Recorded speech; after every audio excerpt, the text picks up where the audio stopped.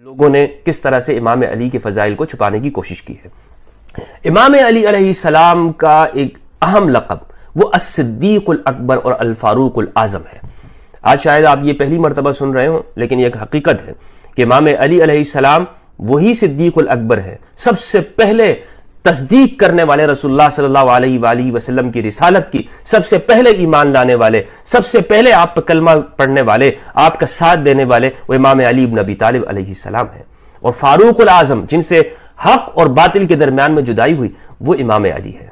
صدیق اور بھی ہوں گے، فاروق اور بھی ہوں گے، لیکن الصدیق الاکبر الفاروق الاعظم وہ ایک ہی ہیں، اور وہ امام علی علیہ السلام ہے۔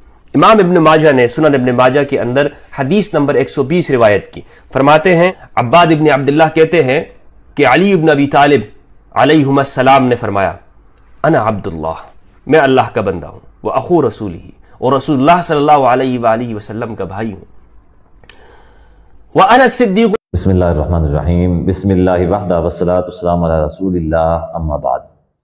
آپ نے سنا کہ مفتی فضل ہمدرد صاحب المعروف رافضی مفتی، وہ یہ کہتے ہیں کہ اصل میں جو صدیق اکبر ہیں وہ سیدنا علی رضی اللہ تعالیٰ عنہ ہیں، اور اصل میں جو فاروق اعظم ہیں وہ سیدنا علی رضی اللہ تعالیٰ عنہ ہیں۔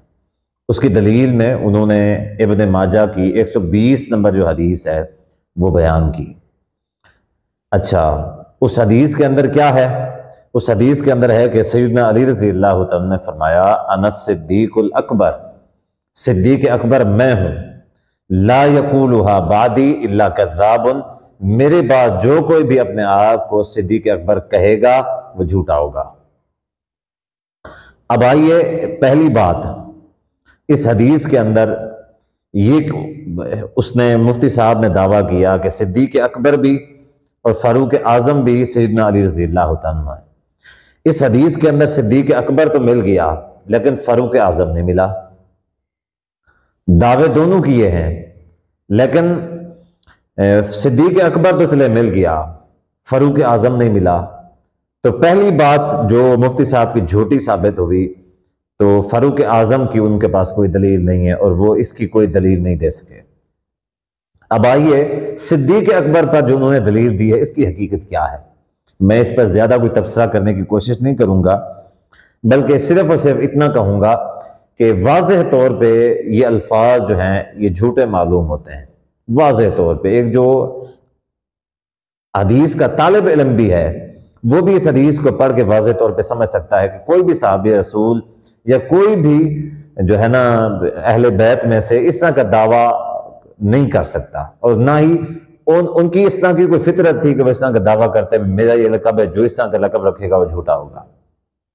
یہ اللہ تعالیٰ کی ذات کے بارے میں ہے، یہ نبی صلی اللہ علیہ وآلہ وسلم کی صفات یا خصوصیات کے بارے میں ہے، ایسا کہا جا سکتا ہے۔ اس کے علاوہ کسی کے بارے میں اس طرح نہیں کہا جا سکتا۔ بہرحال یہ سب سے مشہور جو اپلیکیشن ہے رافضیوں کی، یا ایسے لوگ جو بغض صحابہ رکھنے والے ہیں، وہ لوگ اس اپلیکیشن کو بڑا پروموٹ کرتے ہیں۔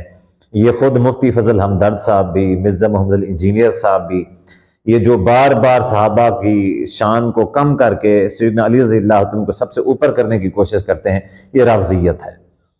اچھا، اس کے لیے پھر کیا کرتے ہیں؟ کوشش کرتے ہیں کہ صحیح حدیث نہیں مل رہی، ضعیف، کیونکہ اب سیدنا صدیق اکبر رضی اللہ عنہ، سیدنا ابوبکر صدیق رضی اللہ عنہ جو ہیں، ان سے تو کسی کے فضائل بڑھ کے نہیں ہیں، ٹھیک ہے؟ سب سے اعلیٰ عہدہ صحابہ کے اندر، اس امت کے اندر انبیاء کے بعد جس کا ہے وہ سیدنا ابوبکر صدیق رضی اللہ عنہ۔